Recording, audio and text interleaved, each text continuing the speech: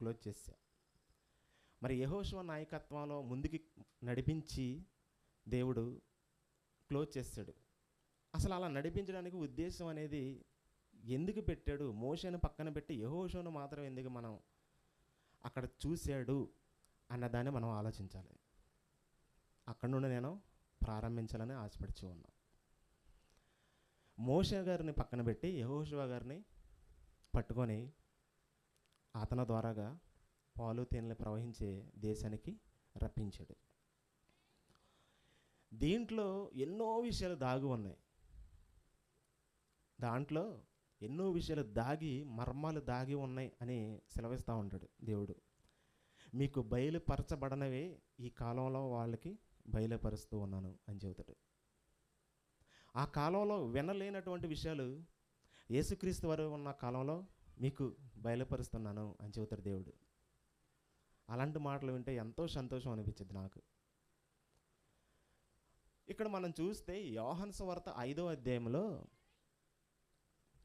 ఆ సెంటెన్స్ ఒకసారి చదువుకొని మనం ముందుకు వెళ్దాం. యోహాను సువార్త 5వ అధ్యాయము మొదటి నుండి ఒకసారి మనం చదువుదాం.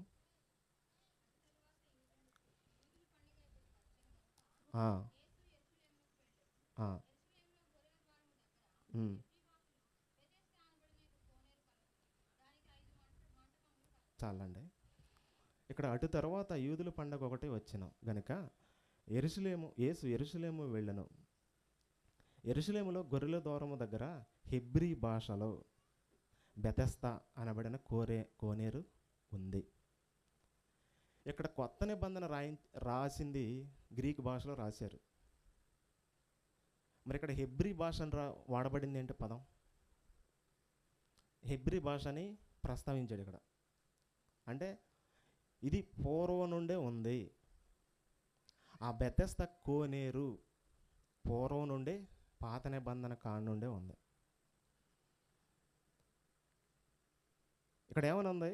హెబ్రీ భాషలో బెతెస్దా అనబడిన కోనేరు. హెబ్రీ భాష బెతెస్దా కోనేరు.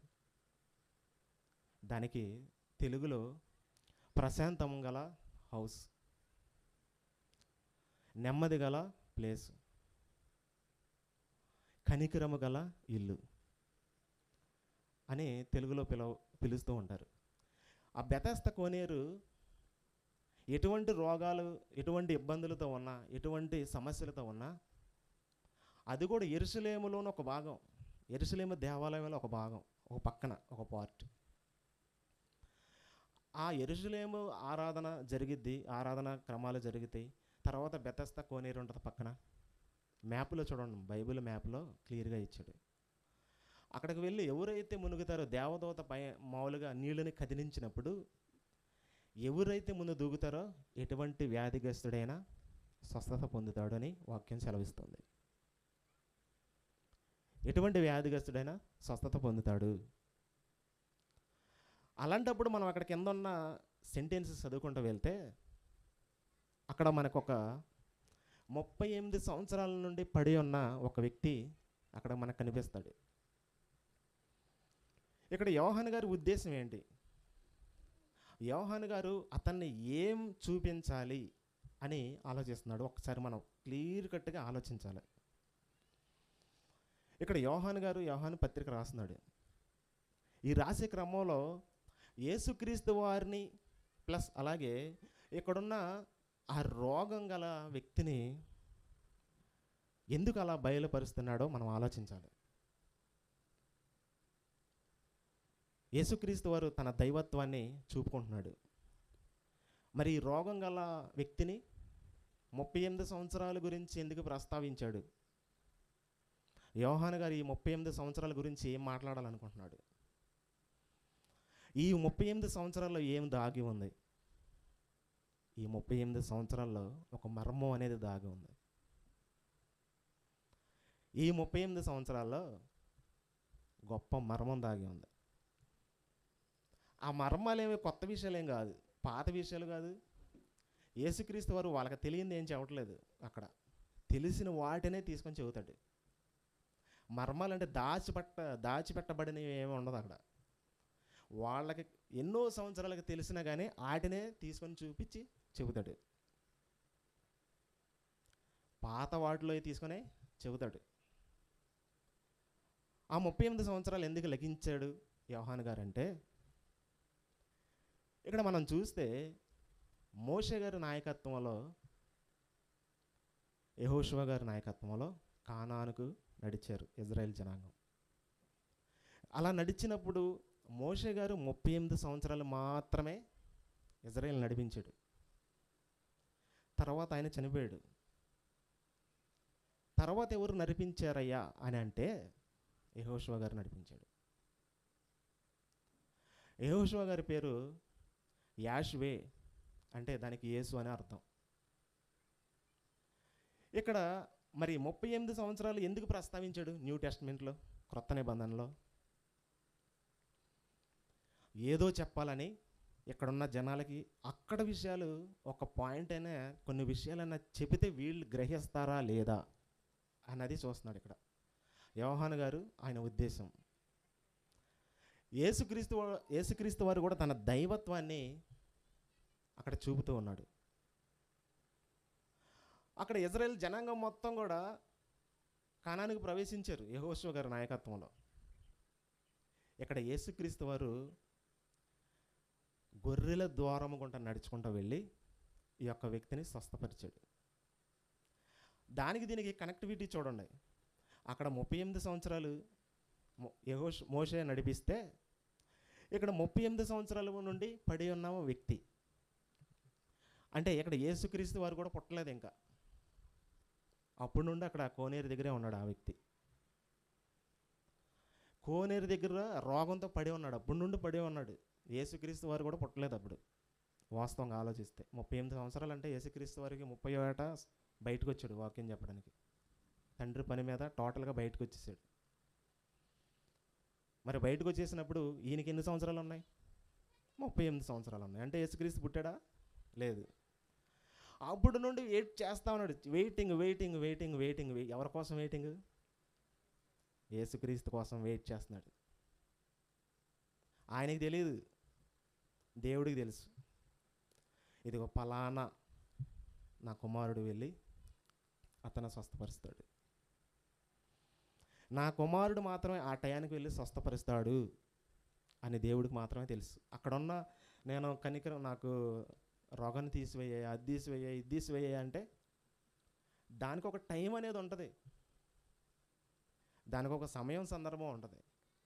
మనం ప్రార్థన చేసినా కానీ కొన్నిసార్లు ఏంటి ప్రభువా సమాధానం రాలేదు, నాకు ఏంటి రోగం పోలేదు అని చాలామంది అంటారు. దానికి సమయం సందర్భం ఉంటుంది. ఆలోచించాల్సిందిగా ప్రభు పేరట మనం చేస్తున్నాం. మనం ఎమ్మంటే ప్రార్థన చేసిన ఎమ్మంటే దానికి జవాబు రాకపోవచ్చు. ఆల్రెడీ ఇక్కడ దేవుడు క్లియర్ కట్గా చూపిస్తున్నాడు. 38 సంవత్సరాల మట్టి ఎదురు చూస్తున్నాడు రోగం పోవడానికి ఆ వ్యక్తి. ఆ కోనేరులో జస్ట్ ఒక ఛాన్స్ ఉంది. ఆల్రెడీ యేసుక్రీస్తు రాకపోతే ఒక ఛాన్స్ ఉంది. ఆ కోనేరులో దిగడానికి ఆయన ఎవరు తీసుకెళ్ళలేకపోతున్నారు. ఆయనతో పాటు గుంపులుగా ఉన్నారు కోనేరు చుట్టూ కూడా. అది ఎట్ట 4 పలకలుగా కోనేరు ఉంటే ఆ 4 పలకల చుట్టూ మెట్టులతో పాటు ఆ నీళ్ల దగ్గర వరకు కూర్చొని ఉన్నారు. ఎప్పుడైతే నీళ్లు కదిలితాయా, ఎవరైతే ముందు దూకితే వాళ్ళకి స్వస్థత, ఎటువంటి రోగగ్రస్తుడైనా. అలాంటప్పుడు ఈ వ్యక్తి ఒక పైనుండి ఆయన జీవనాన్ని కొనసాగిస్తూ ఉన్నాడు. ఇక్కడ నుండి వెళ్ళే లోపులోనే ఆ మెట్లు అమ్మట ఉండేవాళ్ళే సడన్గా దూకేస్తున్నారు. ఒక్కడే దూకడం అంటే అక్కడ చుట్టుపక్కల వాళ్ళందరూ ఒకసారి దూకేశారు అనుకోండి, ఫస్ట్ ఎవరు టచ్ చేశారో వాళ్ళకి మాత్రమే స్వస్థత వచ్చింది. ఒక్కసారి ఒక 50 మంది దూకెత్తే 50 మందికి స్వస్థత రాదు, ఒకళ్ళకే వచ్చింది.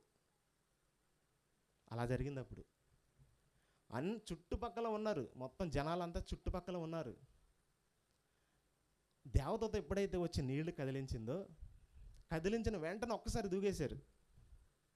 కొద్దిగా మంచిగా ఉన్నవాళ్ళు, నడవలేనటువంటి వాళ్ళు, ఎలాంటి వ్యక్తులు మాత్రం చివరిన ఒడ్డంటున్నారు. పోయిన ఆదివారం సందీప్ చెప్పాడు కదా, యేసుక్రీస్తు ఒక ఇంట్లో ప్రసంగం చేస్తుంటే పైన పెంకులు తీసేసి కిందకి దింపారు. ఆయనకి సహాయమైనా చేశారు. ఈయనకి ఏ సహాయం చేసేవాళ్ళు లేరు. దింపడానికి ఏ సహాయం లేదు, అక్కడికి తీసుకెళ్ళడానికి కూడా సహాయం చేసేవాళ్ళు లేరు. అక్కడ ఏంటంటే కనికరము గల ఇల్లు అని ఉంది, కానీ వాస్తవంగా అక్కడ కనికరం అయితే లేదు. బెతెస్దా అన్న మీనింగ్లో కనికరము అని మీనింగ్తో కూడి ఉంది. అక్కడ కనికరం లేదు. మరి స్వస్థత పొందితే అందరూ పొందాలి. కోనేటిలో దిగిన వాళ్ళు అందరూ స్వస్థత పొందాలి. మరి ఏది ఒక్కళ్ళే పొందుతున్నారుగా, ఒకళ్ళకే స్వస్థత వస్తుందిగా, మరి అందరికి రావట్లేదు ఎందుకని? ఇక్కడ యేసుక్రీస్తు అయితే ఎవరైతే వచ్చారో ఆయన దగ్గరికి ప్రతి ఒక్కరికి స్వస్థత, విడుదల. ఆయన దగ్గరకు వచ్చిన ప్రతి వ్యక్తి కూడా రోగం పోకుండా అయితే మాత్రం వెనక్కి తిరిగి పరిశుద్ధంగా తిరిగి పంపించాడు. ఇది కనికరము గల ఇల్లు అంటే ఇది. యేసు దగ్గరే కనికరం, సమాధానం దొరికిద్ది. ఇక్కడ మనం ఆలోచిస్తూ కిందకి చదువుకుంటూ వెళ్దాం. ఒకసారి 4వ వచనం ఒకసారి చూద్దాం.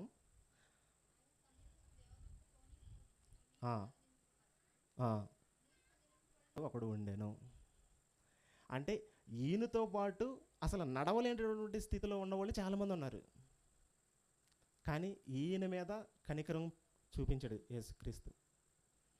ఈయన ఉద్దేశాన్ని తెలుసుకున్నాడు. అక్కడ కనికరం గల ఇల్లు, కనికరము కోరు హౌస్, కోనేరు. మరి అక్కడికైతే కనికరం అయితే లేదు. ఒకళ్ళు మాత్రం, రోజుకు ఒకళ్ళు మాత్రం స్వస్థత పొందుతున్నారు. కడమవుళ్ళు అలాగే ఉండిపోతున్నారు. ఇక్కడ మనం చూస్తే మోషే గారి నాయకత్వంలో ఒక బండను కొట్టినప్పుడు నీళ్లు, ఆ వాటర్ వచ్చిన తర్వాత అక్కడ మంచినీళ్ళు తాగుతారు ఇజ్రాయేల్ జనాంగం.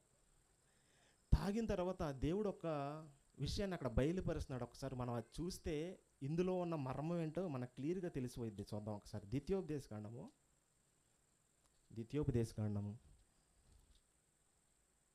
2వ అధ్యాయము, ద్వితీయోపదేశకాండం 2వ అధ్యాయము 14వ వచనం ఒకసారి చూడండి. దీంట్లో చెబుతున్నాడు క్లియర్ కట్గా దేవుడు. మనము కాదేశు బర్నియేషుల నుండి బయలుదేరి జెరేదు ఏరు నదులను దాటు వరకు, అనగా యెహోవా వారిని గూర్చి ప్రమాణం చేసినట్లు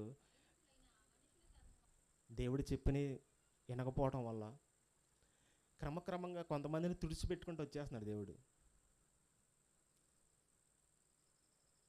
ఇక్కడ మోషే గారి నాయకత్వం గురించి చెబుతున్నాడు. ఆయన 38 సంవత్సరాలు లోపల ఎంతమందిని తుడిచేశాడో.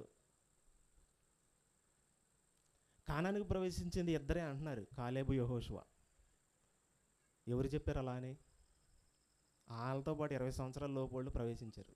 ఆయనతో, వాళ్ళిద్దరితో పాటు 20 సంవత్సరాల వాళ్ళని డిక్లరేషన్ చేశాడు దేవుడు, వాళ్ళని తీసుకెళ్ళి నువ్వని. ఆ 20 సంవత్సరాల కంటే ఎక్కువ ఉండే వాళ్ళందరినీ అక్కడ హతమార్చేసాడు. అంటే దేవుడు చూడండి, ఒక బాలురుల్ని, ఒక పిల్లవాళ్ళని ఏ స్టేజ్ కింద చూశాడంటే 20 సంవత్సరాలే స్టేజ్ చూశాడు దేవుడు. యెహోషువ గారి నాయకత్వంలో అంతమంది జనాన్ని ఆ 20 సంవత్సరాల లోపు వాళ్ళందరం తీసుకెళ్ళిపోయాడు. ఆ 20 సంవత్సరాల లోపు వాళ్ళందరం తీసుకెళ్ళాడు. కడమ వాళ్ళందరినీ చంపేశాడు దేవుడే. వ్యతిరేకంగా ఉన్నారు, మోషే గారికి కూడా వ్యతిరేకంగా ఉన్నారు వీళ్ళు. అనేక మంది గుంపులు కూడి ఉన్నారు.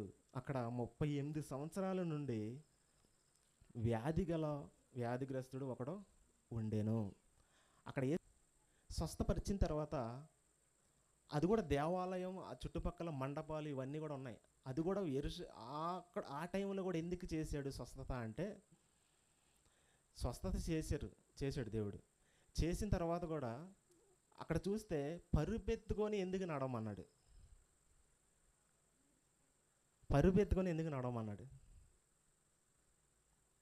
ఆలోచించారా? దాంట్లోనే కీ పాయింట్ ఉంది. పరుపెత్తుకొని నడవమని చెప్పాడు అంటే ఆ రోజు విశ్రాంతి దినం. అసలు ఆ రోజు ఏ పని చేయకూడదు, ఎటువంటి భారమైన పనులు చేయొద్దని చెప్పాడు దేవుడు. ఎటువంటి గట్టిగా ఉన్న వస్తువులను మోయకూడదు, అసలు నువ్వు ఏ పని చేయకూడదు, నీ ఉద్యోగాలు మానేయాలి, నీ సమస్తం మానేయాలి అని చెప్పాడు.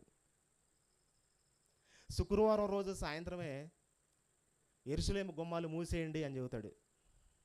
లేవీలకి, యాజకులకి, అక్కడున్న 70 మందికి యెరూషలేము చుట్టూ ఉన్న ఆ ద్వారాలన్నిటిని మూసేయండి.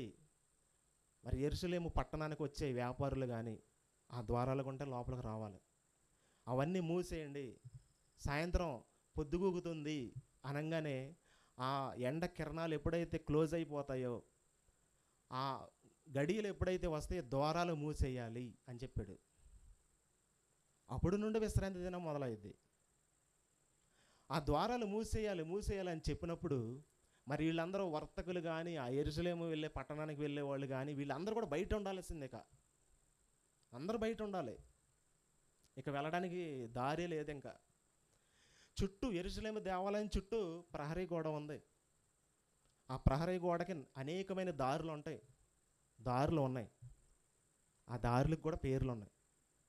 ఆ మార్గాలు గుంట వెళ్ళే అన్నీ కూడా క్లోజ్ చేసేయమని చెప్పాడు దేవుడు. ఆ పట్టణంలోనికి ఎవరు వచ్చేది లేదు. విశ్రాంతి దినం ఫాలో అవ్వాలంటే ఆ రోజు ముందే రావాలి. అది కళాఖండిగా చెప్పేశాడు. ఆ టైంలో, ఆ సిచ్యువేషన్లో, ఆ మందిరంలో ఉన్నాడు యేసుప్రభు. ఆ విశ్రాంతి దినం 7 పండగలు చేసే టైంలోనే, ఆ 7 రోజులు చేసే పండగ అది. ఆ పండగలోనే ఆ యెరూషలేము దేవాలయంలో ఉన్నాడు. అక్కడ మండపాల దగ్గర ఉన్నాడు, గొర్రెల ద్వారం దగ్గర ఉన్నాడు, కోనేరు దగ్గర ఉన్నాడు. ఈ వ్యక్తిని స్వస్థపరుస్తున్నాడు. ఆ స్వస్థపరిచి వెళ్ళిపోయాడు. తర్వాత పరుపెత్తుకొని నడువు అని చెప్పాడు. అక్కడున్న ఆయన పరుపులే కానీ, సాపలే కానీ, మంచాలే కానీ అవేం రాలేదు, కానీ పరుపు అని రాశాడు. కానీ ఇంకా ఆయన సామాగ్రి ఇంక ఉండొచ్చు, ఆయన తినే వస్తువులు ఉండొచ్చు, ఆయన బట్టలు ఉండొచ్చు. ఇవన్నీ ఒక మూటలేక కట్టుకొని మోసుకుంటూ వెళ్తున్నాడేమో, మనకైతే తెలియదు. కానీ అలా వెళ్ళినప్పుడు పరిసయ్యులు, సద్దూకయ్యులు వీళ్ళందరూ చూశారు. ఏం పని చేస్తున్నావు, అసలు ఈరోజు ఏంటి అని అడిగారు వాళ్ళు. అసలు ఆయన లెగిసి నడుస్తుంటే ఎవరు స్వస్థపరిచారు ఏంటి అని అడగకుండా, ఏంటి నువ్వు చేసినది ఏంటి, అసలు ఈరోజు ఏంటి అని ఉంటుంది. మనం కిందకి చదువుకుంటే వెళ్తే అదే ఉంటుంది మొత్తం. నిన్నెవరు స్వస్థపరిచింది, ఏ వ్యక్తి అని ఆయన గుంజీలు తీపిచ్చేస్తారు, స్వస్థపడినటువంటి వ్యక్తిని. అసలు అలా కళాఖండికి చెప్పడానికి వాళ్ళకి రీజన్స్ ఉన్నాయి. యాజకులకి, పరిసయ్యులకి, సద్దూకయ్యులకి వీళ్ళందరికీ రీజన్స్ ఉన్నాయి. వాళ్ళు ఎందుకు చెప్పారు అయ్యా అంటే, వాళ్ళకి ఆజ్ఞలు ఉన్నాయి, వాళ్ళకి దేవుడు చెప్పిన రూల్స్ ఉన్నాయి, వాళ్ళకి దేవుడు చెప్పిన సిద్ధాంతం 10 కమాండ్స్ ఉన్నాయి. అలాగే బైబిల్లో కూడా లిఖించి ఉంచాడు. ఆ విషయాన్ని కూడా ఒకసారి చూద్దాం మనం. వాళ్ళంత గట్టిగా యేసుక్రీస్తు వారు కూడా స్వస్థతలు చేసినప్పుడు కూడా అలా కళాఖండిగా మాట్లాడారంటే వాళ్ళు ఊరికినే మాట్లాడరు. మనం నెహెమ్యా గ్రంథం 13వ అధ్యాయము 19వ వచనం. మరియు విశ్రాంతి దినమునకు ముందు చీకటి పడినప్పుడు యెరూషలేము గుమ్మములను మూసివేయవలనని విశ్రాంతి దినము గడిచి వరకు వాటిని తీయకూడదు, నేను ఆజ్ఞాపించితిని. మరియు విశ్రాంతి దినమును ఏ బలమునైనను లోపలికి, బరువునైనను లోపలికి రాకుండా గుమ్మముల యొద్ద నా పని వారిని కొందరిని కావలి ఉంచితిని. ఎలా చదువుతున్నాడు దేవుడు?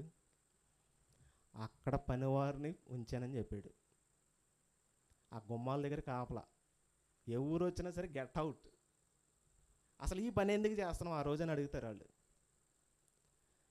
అసలు నీకు ఈ పని రైట్స్ ఎవరు ఇచ్చారు?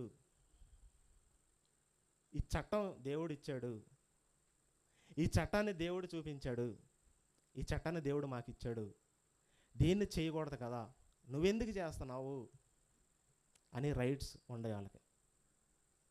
ఇప్పుడు కూడా మనకి చట్టాలు ఉన్నాయి, ఈ లోకానుసారంగా ఉన్న. తప్పు చేస్తే దీనికి శిక్ష, ఇంకా వేరే పెద్ద తప్పు చేస్తే దానికి ఆ శిక్ష అని ఇండియన్ పినల్ కోడ్ ఉంది.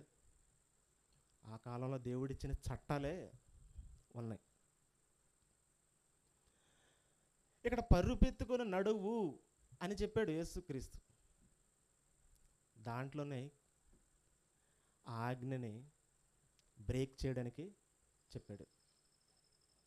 దేవుడు చెప్పిన ఆజ్ఞని బ్రేక్ చేయాలి. అక్కడ దేవుడు చెప్పిన మాటను బ్రేక్ చేయాలి. అదేంటి అలా ఉంది?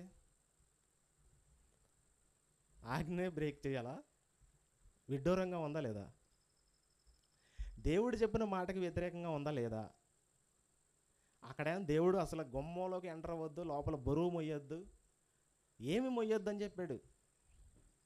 ఇక్కడ యేసుక్రీస్తు ప్రత్యేకంగా నువ్వు బరువు మొయ్యి, ఇదిగో నీ పరుపు ఎత్తుకెళ్ళు, ఇదిగో నీ సామాగ్రిని తీసుకెళ్ళు, ఆయనకున్న వస్తువులు ఉంటాయి అవి తీసుకుని వెళ్ళు అని చెబుతున్నాడు. అలా చెప్పింది ఎందుకంటే వాళ్ళు చూస్తారు, చూసి దాన్ని బ్రేక్ చేయాలని చేశాడు. ఎందుకు బ్రేక్ చేయాలి? యేసుక్రీస్తు, సాక్షాత్తు యేసుక్రీస్తు అక్కడ ఉన్నాడు. ధర్మశాస్త్రం ఎందుకు? ఇప్పుడు ధర్మశాస్త్రం ఇచ్చింది దేనికి? ధర్మశాస్త్రం ఇచ్చింది దేనికి? యేసుక్రీస్తు దగ్గరికి నడిపించడానికి. గలతీ పత్రికలో క్లియర్గా చెబుతాడు పౌలు గారు. 3వ అధ్యాయం 24వ వచనంలో క్లియర్ కండుగా చెబుతాడు, ధర్మశాస్త్రం బాల శిక్షణ యొద్దకు నడిపించాలి. ఆ మాట చదువుదాం, చదివి కొద్దిగా ముగించు. క్రీస్తు నొద్దకు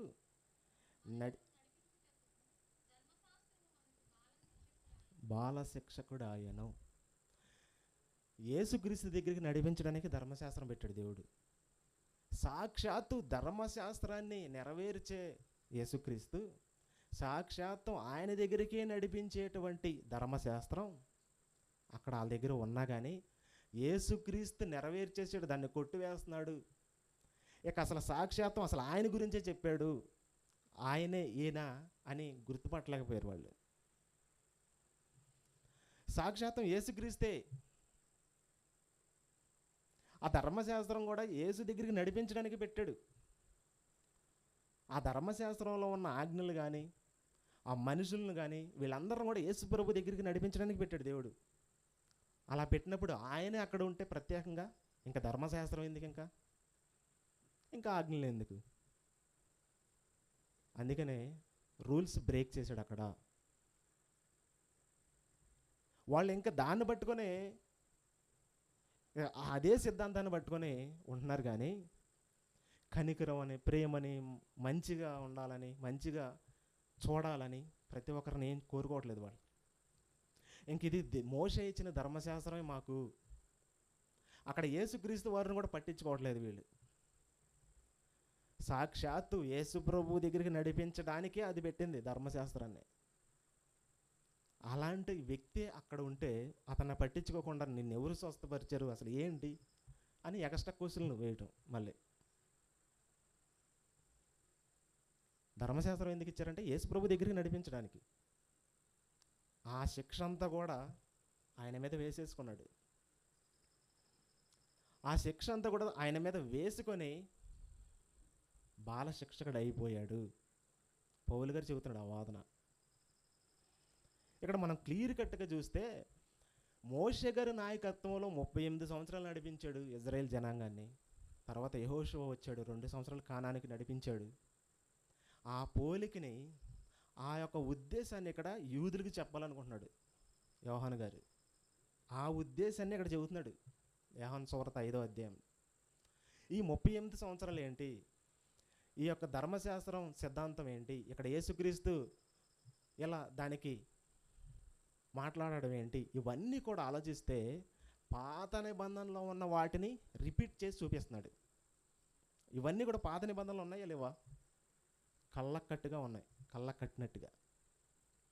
వాటన్నిటిని కూడా రిపీట్ చేసి చూపిస్తున్నాడు యోహాను గారు. ఈయనే దేవుడు.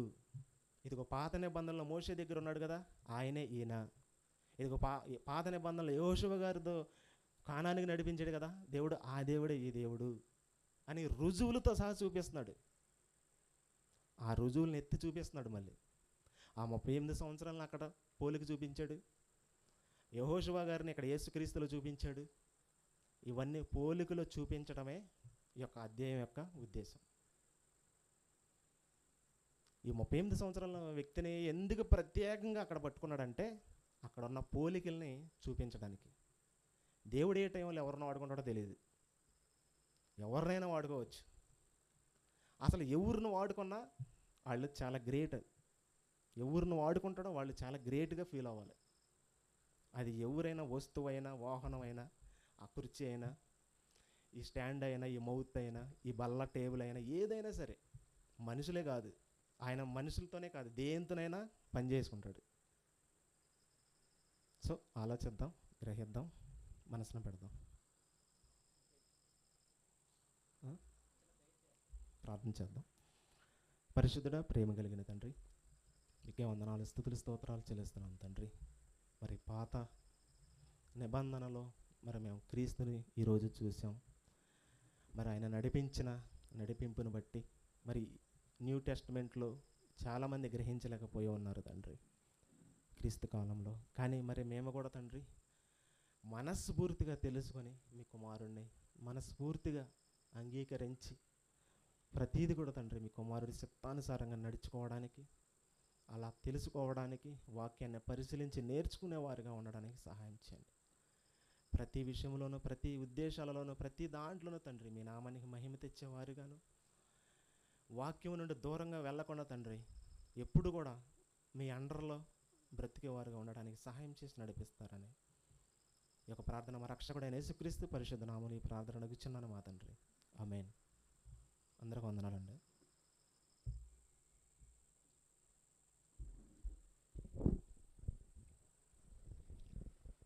అందరం కూడా అలాగే తలలు ఉంచితే చిన్న ప్రార్థన చేసుకుందాం. పరిశుద్ధుడా, ప్రేమ కలిగిన మా తండ్రి, మరొక మారు మీకు వందనాలు, మీకు స్తోత్రాలు. మరొక ఆదివారం తండ్రి మా జీవితంలో